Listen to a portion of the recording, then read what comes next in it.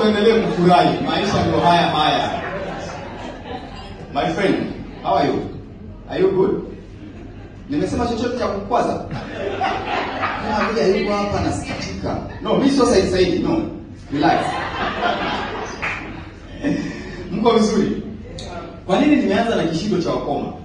Sababu mimi ni mtu wa kanisani. Wazazi wangu kanilea kinamna. Kwa sababu wanasema mlee, wanasema ile mstari wa Biblia, mlee mtoto kwenye njia ambayo watu wa kanisa sasa.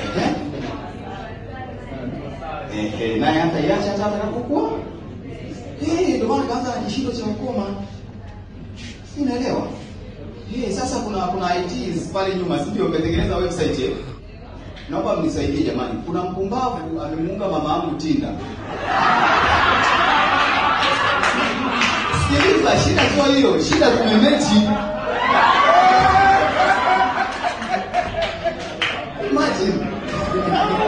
Kwa hiyo utaangalia unafanyaje?